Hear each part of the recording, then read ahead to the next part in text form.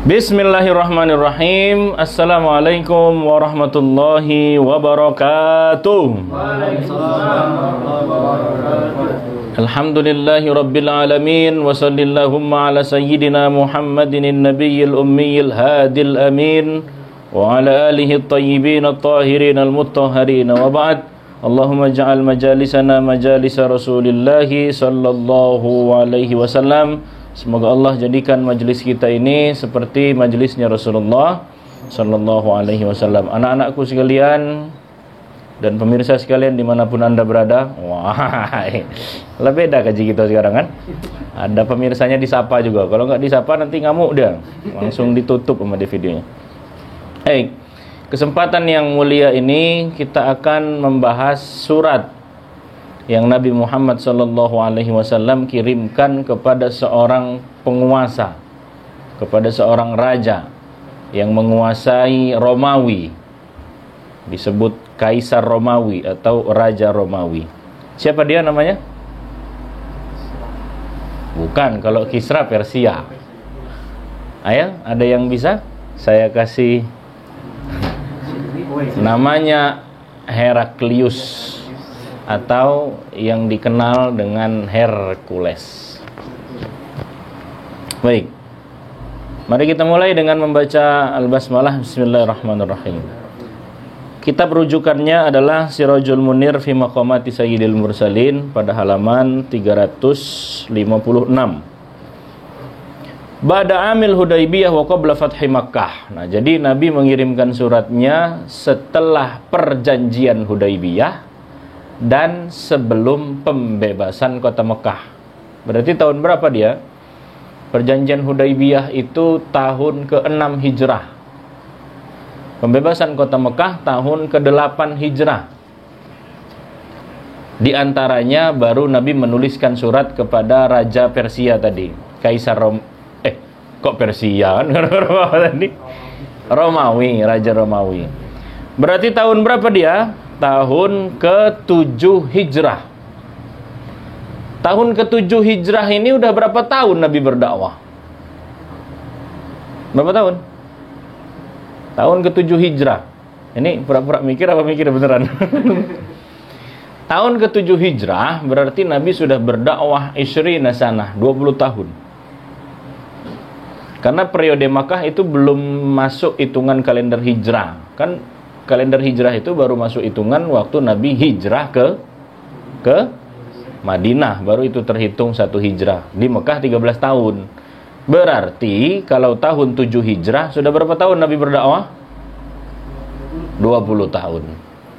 Umur berapa Nabi diutus? Umur 40. Ditambah dakwah 20 tahun, berarti saat menulis ini berapa umur Nabi? 60 tahun. Berarti 3 tahun sebelum wafatnya Nabi Muhammad sallallahu alaihi wasallam. Nah, 20 tahun Nabi berdakwah, baru kemudian mengirimkan surat kepada penguasa dunia. 20 tahun. Jadi tidak langsung, bukan di awal-awal masa dakwahnya Nabi Muhammad sallallahu alaihi wasallam. Di awal masa dakwahnya Nabi itu yang masuk Islam dikit sekali. 3 tahun Nabi berdakwah, berapa orang yang masuk Islam saat itu? 40 orang kaum muslimin. 3 tahun Nabi berdakwah. Bayangkan, kalau kamu bikin komunitas, berapa tahun komunitas ini? 2 tahun. Anggotanya nambah apa kurang? Tidak apa-apa, sedikit tapi berkualitas. Pengikut Nabi itu 3 tahun cuma 40. Sedikit atau banyak ini? Dalam waktu 3 tahun loh, cuma dapat pengikut 40. Tapi 40 orang ini benar-benar berkualitas. Mereka rela mati demi Muhammad sallallahu alaihi wasallam. Bahkan ada yang mengatakan apa? Lebih baik aku yang mati ketimbang Muhammad kecucuk jarum. Daripada Muhammad kecucuk jarum, baik aku yang mati. Begitu kualitas imannya itu besar sekali. Pada kesempatan sebelumnya sudah kita ceritakan. Ada juga sahabat yang mengatakan, sehelai rambut Rasulullah sallallahu alaihi wasallam lebih aku cintai ketimbang dunia dan seisi-isinya. Jadi 40 memang sedikit jumlahnya, kuantitasnya memang sedikit, tapi kualitasnya Masya Allah. Kalau Nabi wudhu berebut, sampai saling berebut untuk mengambil barokah, untuk mengambil bekas wudhunya Nabi Muhammad Sallallahu Alaihi Wasallam. Jangankan wudhu, membuang dahak pun berebut para sahabat itu. Berarti memang ini adalah, mereka adalah kekasih-kekasihnya Muhammad Sallallahu Alaihi Wasallam. Biar sedikit tapi kualitas. Maka saya kalau ngisi pengajian, udah gitu isinya orangnya sedikit, saya nggak pernah sedih, kemudian kecewa, kemudian malah sampai nggak jadi taklim itu, naudzubillah. Ada kadang, jemaahnya dikit, dan balik aku, lah ngapa balik jemaah dikit? Andai cuma satu orang yang datang, tetap nggak kita taklim? Tetap. Kalau nggak ada yang datang, tetap saya sekarang taklim. Aku ada di kamera kok. Jangan macam-macam ngomong sekarang. Saya walaupun nggak ada orang yang datang, saya tetap ceramah. Saya berduaan dengan HP aja, tenang meh. Aku yang ngerekamnya, aku yang ceramahnya, aku yang nguploadnya, kamu tinggal nonton meh. Nah, jangan lupa like and share. Sukrek. Orang Palembang itu ngomong sukrek. Gitu ya. Jadi jangan mentang sedikit kemudian taklim ditiadakan. Tidak. Lo dulu yang ikut Islam tuh awal-awal masa dakwah Nabi dikit apa banyak? Dikit. 19 tahun Nabi berdakwah. Yang masuk Islam alaf wa rubu'amiyah, 1.400 pengikut Nabi Muhammad Sallallahu Alaihi Wasallam. Tapi kualitasnya hebat. Rela mengorbankan diri, bahkan nyawanya demi Nabi Muhammad SAW. Nah, setelah 20 tahun, ini kan tahun ke-7 Hijrah. Setelah 20 tahun, barulah kemudian Nabi Muhammad Sallallahu Alaihi Wasallam mengirimkan surat, yang mana di surat tersebut, nanti kita bahas suratnya. Di surat tersebut ada stempel, khotam bahasa Arabnya, bahasa kitanya stempel. Kenapa? Karena Heraklius nggak mau nerima surat kalau nggak ada stempelnya. Kalau ada stempelnya berarti resmi suratnya. Maka Nabi itu punya stempel. Stempelnya 3 baris. Baris pertama tulisan Allah, baris kedua tulisan Rasul, baris ketiga tulisan Muhammad. Macam ini.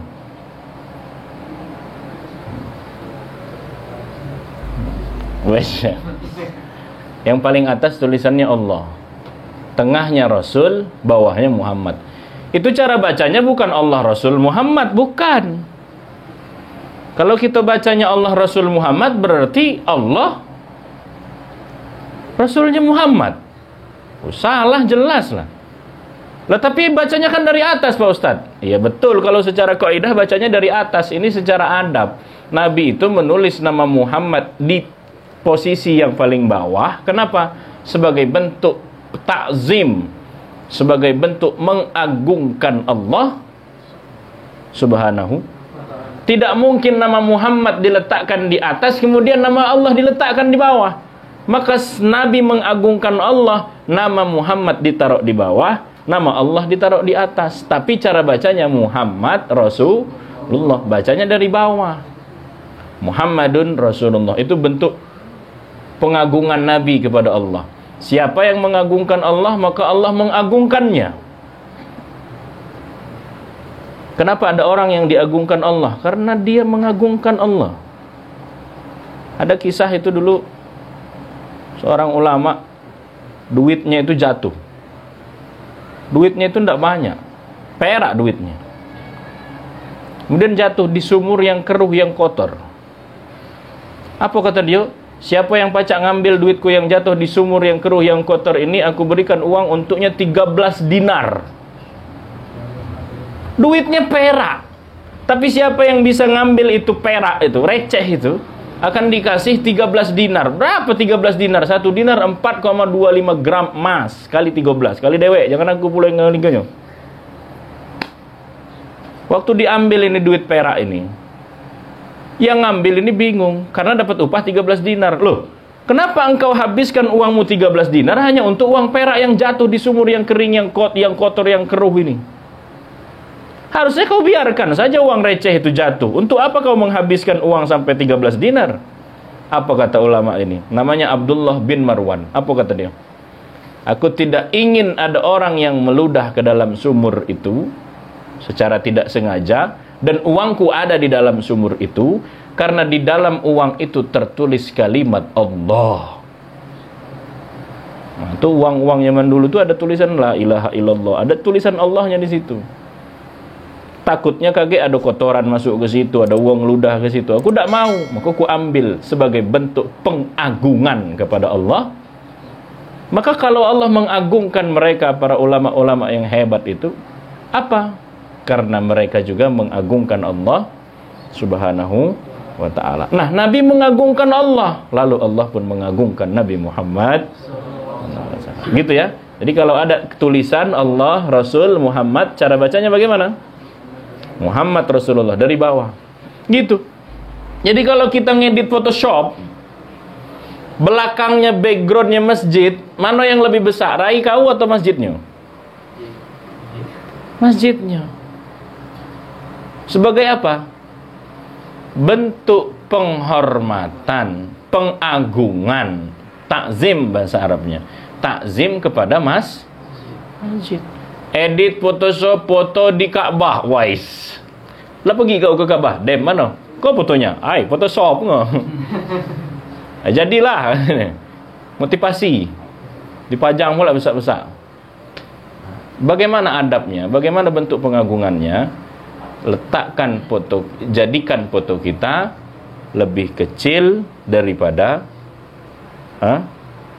Ka'bah itu, daripada kubah Nabi. Gitu juga kalau kita buat pamflet, hadirilah tabligh akbar, ada gambar ustadz, ada gambar masjidnya. Jangan sampai gambar ustadznya itu lebih besar daripada gambar. Itu namanya adab. Nah, itu ya. Jadi di surat itu ada apanya tadi? Stempel, khatam. Tulisannya Muhammadun Rasulullah sallallahu alaihi wasallam. Bagaimana bunyi suratnya? Nah, ini bunyi suratnya. Bismillahirrahmanirrahim. Surat itu pendek nih. Itulah, Nabi itu ngirim surat kepada penguasa dunia, isinya pendek tapi maknanya banyak. Isinya sedikit, maknanya banyak. Jadi langsung to the point, enggak bertele-tele. Ini apa lagi nih? 3 mego, 1. Ini cek. Oh, bukan ini. Oh. Udah hidup nih. Nah. Macam. Nah, ada lagi yang mau ngasih saya mic? Oke ya, ya rekam. Baik, lanjutkan. Nah, jadi isinya sedikit, tapi maknanya luas. Dan memang seperti itu. Nabi itu jawami'ul kalam, ngomongnya dikit, maknanya banyak. Bagaimana suratnya? Bismillahirrahmanirrahim. Oh, diawali dengan Bismillah. Ya bukan berarti kita nggak boleh kalau nulis surat diawali dengan Assalamualaikum. Itu bukan berarti nggak boleh. Ya boleh saja. Tapi kalau mau mengikuti jejak Nabi, mau mengikuti Nabi Sulaiman pun ketika menuliskan surat, bagaimana bunyi suratnya? Innahu min Sulaiman wa innahu Bismillahirrahmanirrahim. Di situ tidak dikatakan ini dari Sulaiman, Assalamualaikum warahmatullahi. Ya bukan berarti nggak boleh, boleh. Ya, tapi iluknya memang Bismillahirrahmanirrahim. Min Muhammad Rasulillah, dari Muhammad utusan Allah. Ila Hirqal Azimir Rum, kepada Hirqal atau Heraklius tadi, Azimir Rum, penguasa Romawi. Ini surat ini Nabi kirimkan saat Romawi itu baru saja menang peperangan oleh Persia. Romawi itu kalau perang sama Persia kalah biasanya. Lalu kemudian turun ayat surat Ar-Rum itu, Alif Lam Mim Ghulibatir Rum. Turun ayat yang menceritakan bahwa Romawi nanti akan datang masanya Romawi menang. Maka waktu ayat ini turun, Berapa tahun kemudian Romawi itu akan menang dari Persia? Bid'u sinin itu antara 3 sampai 9 tahun. Lalu Abu Bakar bertaruh dengan Ubay bin Ka'ab. Loh, taruhan Pak Ustadz. Saat itu ayat yang melarang tentang taruhan belum turun. Tuh enaknya hidup zaman dakwah, zaman awal-awal dulu. Ayat khamar belum turun, larangan pengharaman. Ya saya minum baik. Udah kata larangannya, ayatnya belum turun. Ya kan? Nah, ayat tentang pengharaman judi maisir itu belum turun. Dan juga niatnya Abu Bakar bukan untuk mengkayakan dirinya sendiri, tapi untuk membuktikan kebenaran Al-Quran. Bahwa Al-Quran mengatakan Romawi akan menang. Abu Bakar mengatakan kepada siapa tadi? Ubay bin Ka'ab, ini nanti Romawi akan menang. Nggak percaya. Ya sudah, taruhan. Berapa? 10 ekor onta. Kata Abu Bakar, oke, dalam 3 tahun akan menang Romawi dari Persia. Diceritakan kepada Rasulullah, kata Nabi, nggak bisa begitu Abu Bakar. Yang namanya bid'ah dalam bahasa Arab itu nggak mesti 3, tapi antara 3 sampai 9 tahun. Akhirnya didatangin lagi, aku ingin menaikkan jumlah taruhan, tidak 10 onta, tapi 100 onta, dengan catatan dirubah, tidak 3 tahun. 3 sampai 9 tahun. Ini taruhan terlama sepanjang sejarah. Waktu 9 tahun kemudian mati Ubay bin Ka'ab nih. Laju cak mana bayarnya? Ahli warisnya. Nah, jadi itu sekali lagi untuk menunjukkan kebenaran Al-Quran. Itu ada di surat Ar-Rum itu. Nah, itu karena baru-barunya dia menang,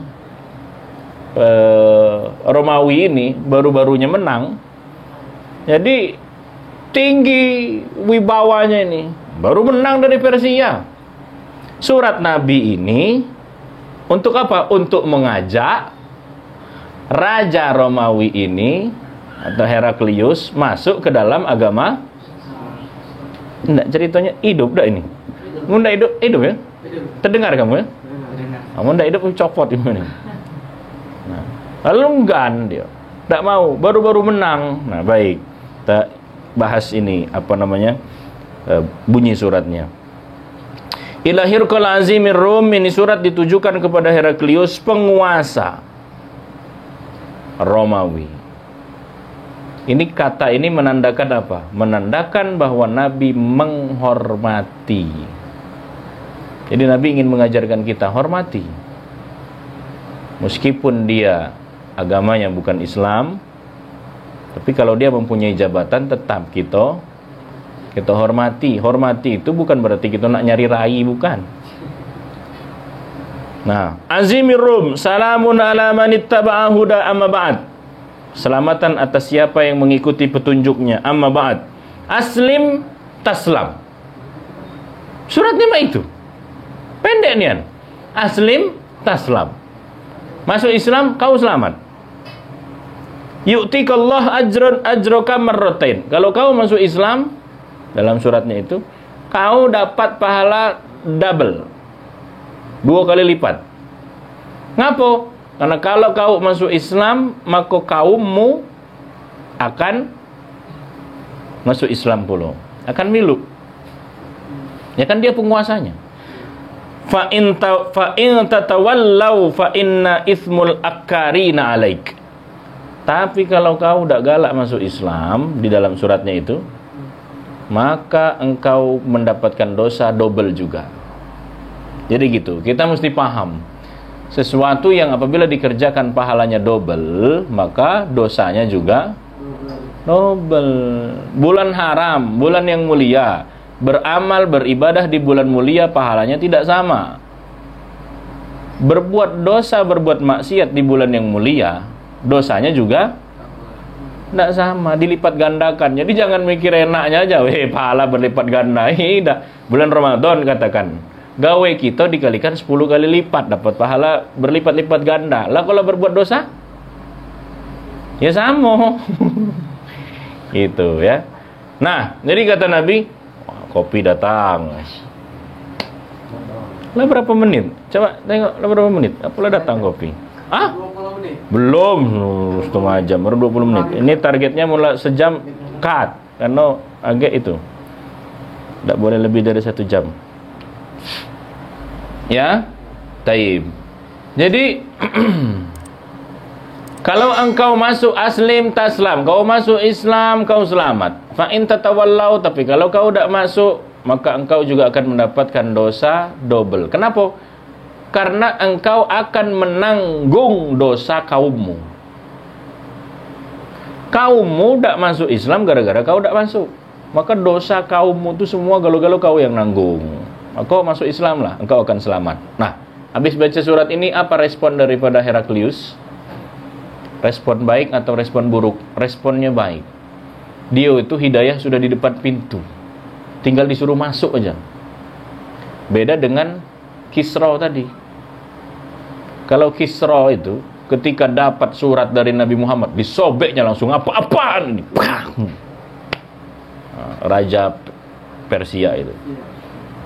Kalau Heraklius ini dapat surat sama Nabi, langsung divalidasi. Ngerti tak kamu validasi? Langsung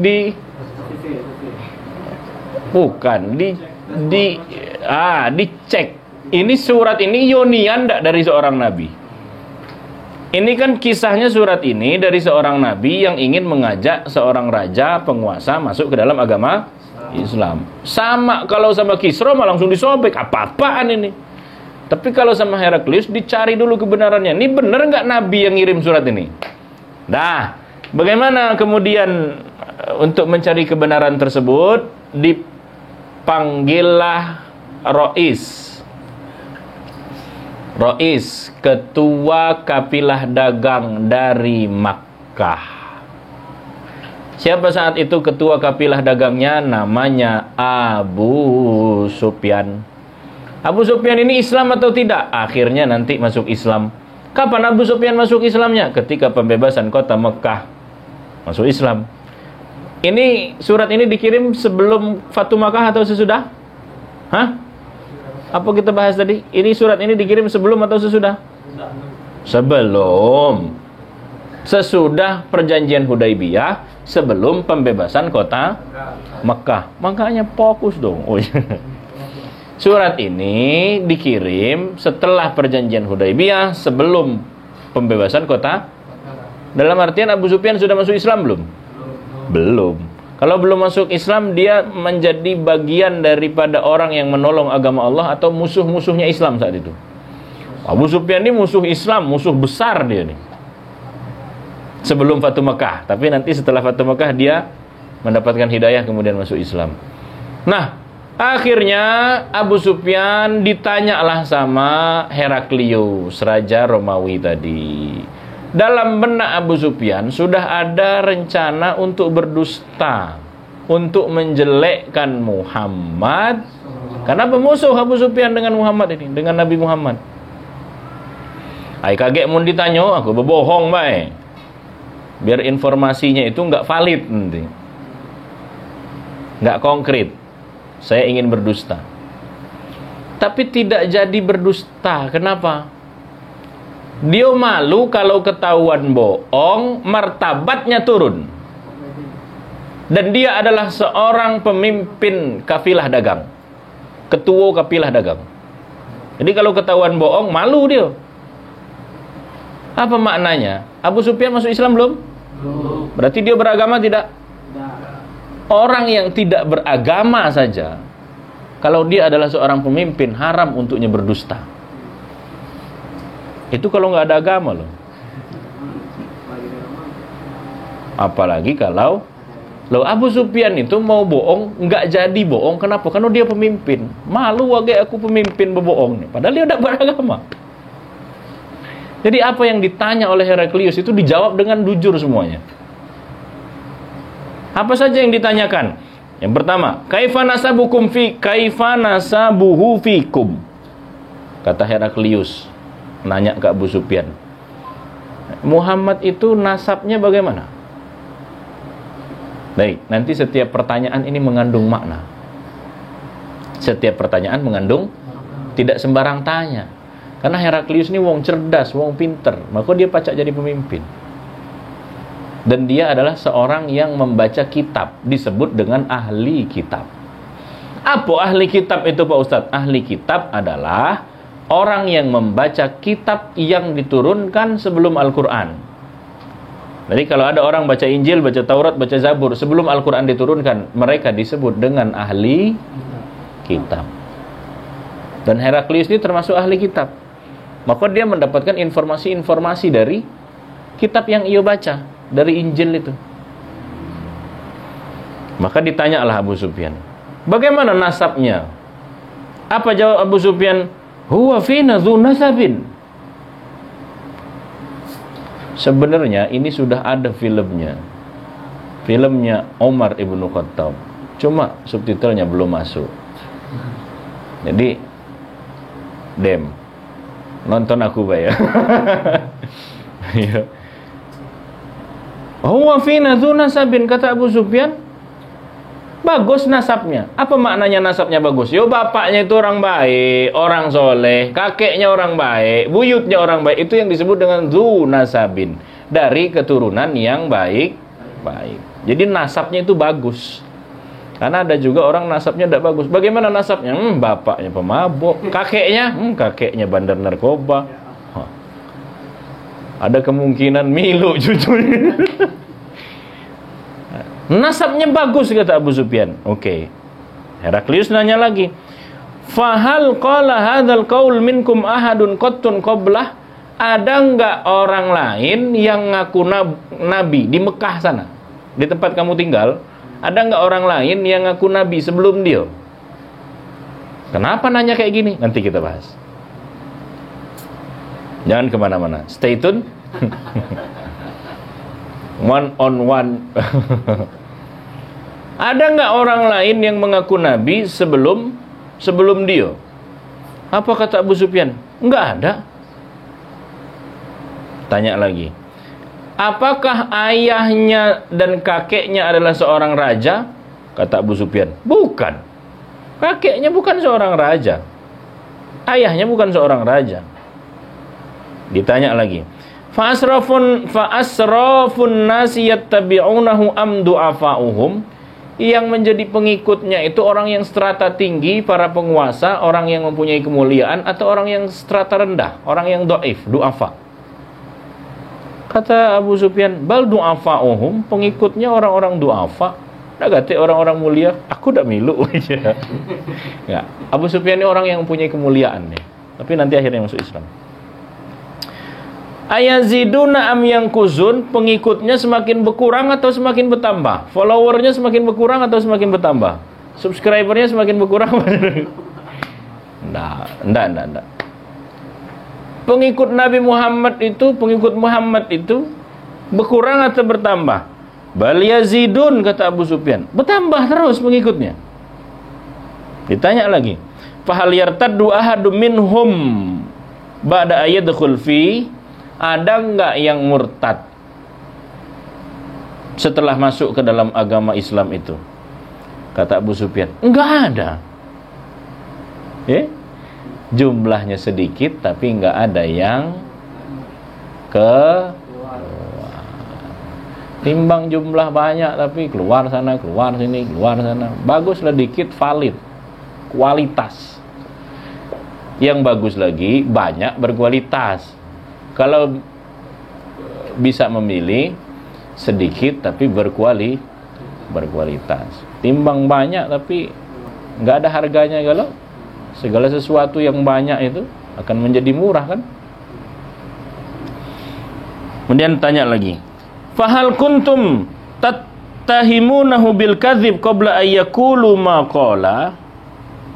Pertanyaan sebelumnya apa? Ada nggak yang keluar dari agama itu? Enggak ada, kata Abu Sufyan. Kemudian ditanya lagi, kamu itu nganggap dia itu apa? Pendusta? Pernah bohong enggak dia itu? Kalian menganggap dia itu pendusta atau bukan? Apa kata Abu Sufyan? La, bal shadiqul amin. Jadi Heraklius itu nanya sama Abu Sufyan. Saya ini dapat surat dari orang Mekah sana, Muhammad itu. Dia nanya, Muhammad itu pendusta bukan? Kata Abu Sufyan, tidak, dia bukan pendusta. Saking kejujurnya Nabi Muhammad itu, musuhnya saja mengakui Nabi Muhammad itu orang yang jujur. As-sadiqul amin. Sifat Nabi kan 4.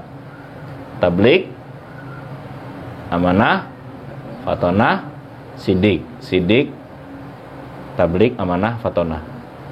2 sifat yang sudah Nabi pegang sebelum Nabi diangkat menjadi Rasul adalah as-sadiqul amin. Orang yang jujur dan amanah. Amanah. Kalau orang nitip barang sama Nabi, berapa barang yang dititip? 10 juta, balik 10 juta. Sama orang lain nitip 10 juta, nggak balik 10. Ngapo? Uang parkir, bos. Uang parkir, uang preman, jatah pajak. Ya, banyak nih pokoknya. Nabi itu amanah. Musuh saja mengakui. Abu Sufyan saat itu kan masih musuh Nabi. Mengakui bahwa Nabi itu tidak pernah berdusta. Berbohong. Berdusta. Ya sama, Ustaz. Fahal yakhdar, tanya lagi. Dia ada tak gawe dia tuh ngeprank gitu. Enggak, yakhdar itu yakhda. Yakhda itu menipu. Lah ngeprank itu kan menipu kan? Ini kan saya menerjemahkannya sesuai dengan bahasa yang ada sekarang. Bahasanya yakhdar. Yakhdar itu yakhda, tipu daya, muslihat. Kata Abu Sufyan, "Dak kate." Enggak pernah tiba-tiba Nabi ngeprank sahabatnya gitu kan. Kau kalau ada masuk surga ya. Tapi bohong gitu, dah hati.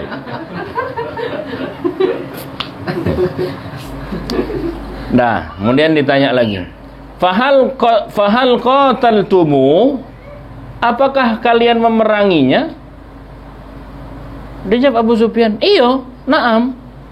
Fa kaifa kana qitalukum iyyah? Bagaimana terjadinya peperangan antara kalian dengan Muhammad itu dan para pengikutnya? Abu Sufyan menjawab, "Al-harbu bainana wa bainahu sijal." Sijal itu artinya kadang kami kalah, kadang dia kalah, bergantian.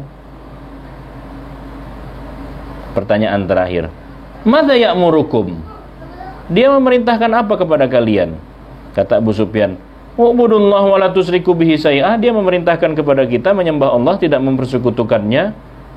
Watraku makana yaqulu aba'ukum wa ya'muruna bis-shalah was-sidqi wal afafi was-silah. Intinya dia memerintahkan kita untuk menyembah Allah, tidak mempersekutukan Allah, berbuat baik kepada sesama, menyambung silaturahim, bersedekah, salat. Itu yang dia perintahkan kepada kita. Baik. Sudah? Belum habis. Baru sekarang kita bahas ngapo Heraklius nanyo pertanyaan itu.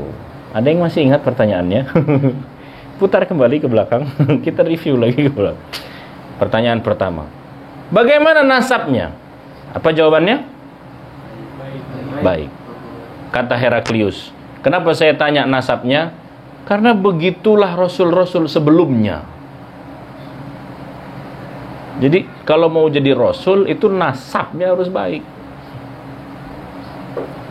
Bapaknya ya punya martabat gitu kan, kakeknya orang soleh segala macam. Begitulah rasul-rasul sebelum dia. Kenapa Heraklius tahu rasul-rasul sebelumnya? Karena Heraklius ini ahli itu. Begitulah rasul-rasul sebelumnya mempunyai nasab yang baik. Pertanyaan kedua. Apa pertanyaan kedua? Ada nggak orang lain sebelum dia yang ngaku sebagai nabi? Apa jawab Abu Sufyan? Ada nggak? Nggak ada. Kenapa ditanya seperti itu? Kalau jawabanmu adalah iya, kalau ada orang lain yang ngaku sebagai nabi sebelum Muhammad itu, berarti Muhammad ini hanya ikut-ikutan saja, terinspirasi dari orang sebelumnya. Tapi kau katakan tadi tidak ada sebelumnya yang mengaku sebagai nabi. Hebat ya? Tapi setelah Nabi Muhammad, banyak yang ngaku menjadi nabi. Sebelum Nabi Muhammad, enggak ada yang ngaku sebagai utusan Allah. Kalau sekarang banyak. Sampai yang perempuan lagi ada. Itu kalau ada orang yang ngaku nabi sebelum Muhammad, berarti Muhammad itu hanya terinspirasi saja, ikut-ikutan. Dan manusia itu memang cenderung seperti itu. Apa yang dilakukan oleh kakek moyang kita, sampai saat ini kita melakukannya. Betul? Orang dulu mandi kembang, sampai sekarang kembang tuh buat mandi. Ya kan? Nah, itu perbuatan yang terinspirasi. Maka jangan menjadi inspirasi yang buruk bagi generasi setelah kita. Karena dosanya ngalir. Gara-gara kita ada orang yang berbuat buruk dan dia terinspirasi dari kita. Bayangin berapa masuk ke rekening dosa itu. Nah, itu contoh yang buruk. Baik, pertanyaan kedua. Yang ketiga, bapaknya itu atau keluarganya, bapaknya, kakeknya yang kepucuk-pucuknya itu, ada nggak yang sebelumnya jadi raja? Apa jawabannya tadi? Nggak ada. Ngapa aku tanya itu? Kalau ayahnya adalah seorang raja atau kakeknya seorang raja, bisa jadi Muhammad ini ingin mendapatkan kerajaan. Dia ingin berkuasa karena kakek ayahnya raja. Wajar nggak kalau ayah saya raja terus saya pengen jadi raja juga? Oh iya. Tapi apa dijawab tadi Abu Sufyan? Ayahnya raja bukan? Bukan. Kakeknya raja bukan? Bukan. Itu maksud pertanyaannya. Berarti dia ini bukan ingin mendapatkan kekuasaan sebagaimana ayah dan kakeknya. Lalu ditanya, pengikutnya orang yang syarif, orang yang mulia, orang yang stratanya tinggi atau orang yang stratanya rendah? Dijawab apa? Bal du'afa'uhum, orang yang stratanya rendah. Apa kata Abu Sufyan? Apa kata Heraklius? Seperti itulah rasul-rasul sebelum Muhammad. Dia ngikut Rasul itu biasanya orang-orang yang du'afa. Du'afa ini maksudnya ya yang stratanya rendah. Kemudian apakah bertambah atau berkurang? Bertambah kata Abu Sufyan. Oh, bagus ini. Ada nggak yang murtad setelah masuk ke dalam Islam itu? Nggak ada. Berarti keimanan mereka itu kuat. Berarti tidak main-main kalau tidak ada yang murtad. Apakah dia pernah berdusta? Dijawab Abu Sufyan, tidak pernah. Bal sadiqul amin. Apa kata Heraklius? Kalau dengan manusia saja dia tidak pernah berdusta, maka dia tidak akan berdusta dengan Allah. Berarti surat yang dia kirim ini bukan dusta. Kira-kira udah dapat belum hidayah dia nih? Dapat nggak? Karena membenarkan Muhammad. Dia sama manusia aja nggak pernah bohong. Nggak mungkin surat ini bohong. Udah dapat ya? Itu tinggal disuruh masuk tuh hidayah itu. Kemudian, apakah dia pernah menipu? Tidak. Apakah kalian memeranginya? Dijawab, iya, kami memeranginya. Bagaimana peperangan yang terjadi? Ya, kadang kami menang, kadang kalah. Kemudian apa kata Heraklius? Ya seperti itulah rasul-rasul sebelumnya. Kemudian apa yang dia perintahkan kepada kalian? Disuruh sholat, disuruh disuruh sholat, disuruh sedekah, disuruh silaturahim, menyembah Allah, tidak mempersekutukannya.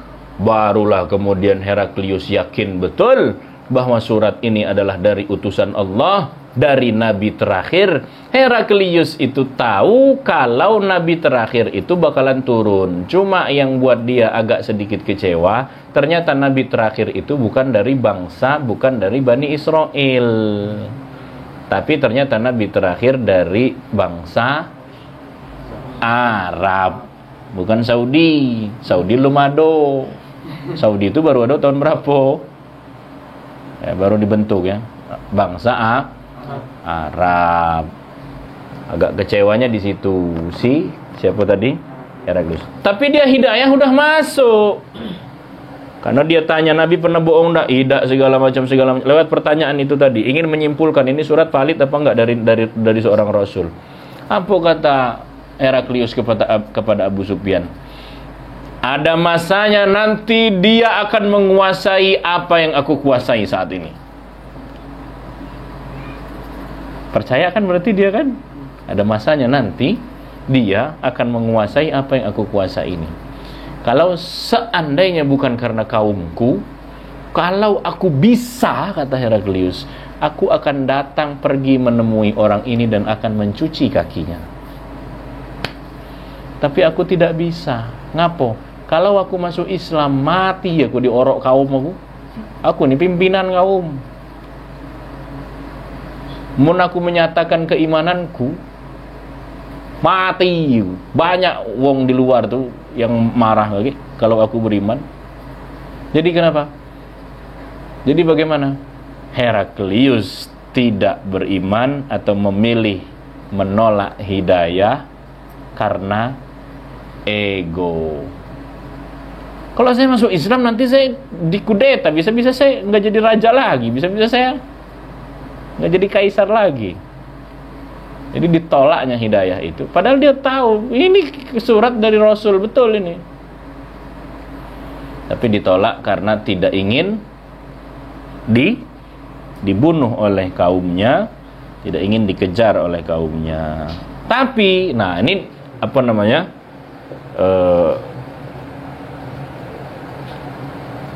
Lamodian ini. Tapi walaupun tidak menyatakan keimanannya, Heraklius membalas kebaikan daripada Nabi Muhammad sallallahu alaihi wasallam. Makanya ini kan surat ini dibawa sama Dihyah namanya. Yang bawa surat ini namanya Dihyah. Lalu Heraklius memberikan Dihyah berbagai hadiah untuk diberikan kepada Rasulullah SAW. Tidak menyatakan keimanan, tapi memberikan hadiah kepada Rasulullah Sallallahu Alaihi Wasallam. Beda dengan Kisra tadi. Kalau Kisra jangan kan kasih hadiah, disobeknya di surat itu. Maka doa Nabi beda untuk Raja Romawi dengan Raja Persia ini beda. Apa kata Nabi? Apa doa Nabi kepada penguasa, kepada Kaisar Romawi? Semoga kerajaannya menjadi kerajaan yang lama. Adamullahu mulukahu. Maka nanti kerajaannya itu awet. Karena didoakan oleh Rasulullah. Rasul ingin mengajarkan kepada kita apa? Bahwa, ini closing statement. Apa yang ingin Nabi ajarkan kepada kita? Kan Nabi dikasih hadiah dari Heraklius. Apa yang ingin Nabi ajarkan? Nabi mendoakan orang yang memberikan hadiah kepada Rasulullah sallallahu alaihi wasallam. Dalam satu hadis itu disebutkan apa? Kalau ada orang yang berbuat baik kepada kita, fakafi'uhu.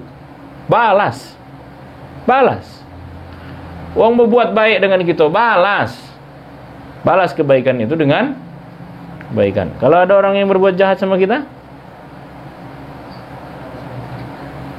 mengapa ragu? Balas juga dengan kebaikan. Kata Nabi apa? Kalau ada orang yang berbuat kebaikan dengan kita, fakafi'uhu, balas. Fa in lam tastati, tapi kalau engkau tidak mampu membalas. Misalkan dia baik nian sama kita, dia ngasih kita terios. Kita ndak mampu ngasih dia terios. Kita cuman pacak mampu ngasih kue. Ndak mampu kita membalas kebaikan yang dia berikan kepada kita, maka fad'u lahu, doakan.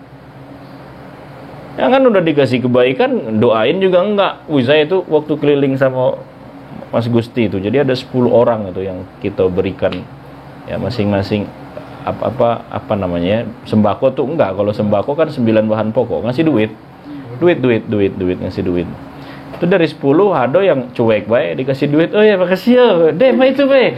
Dalam hatiku kau doakan yang ngasih ngapa? Dalam hati tapi itu. Adabnya begitu. Kalau ada orang yang ngasih kita sesuatu, ya doakan.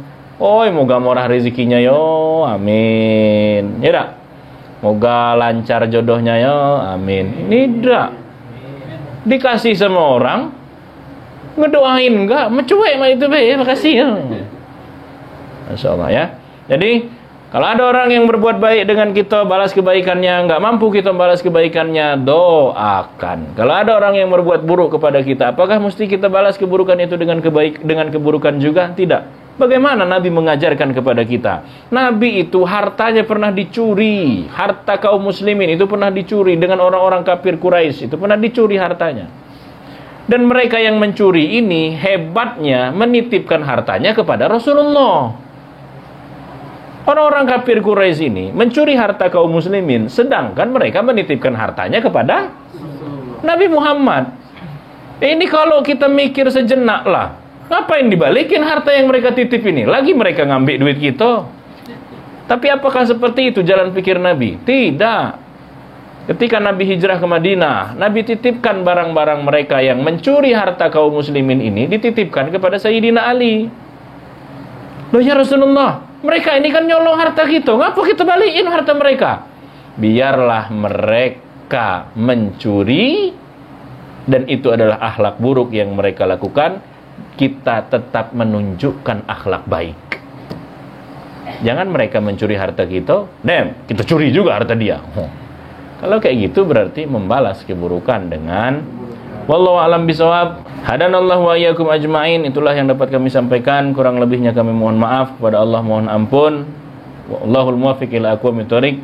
Wassalamualaikum warahmatullahi wabarakatuh. Waalaikumsalam.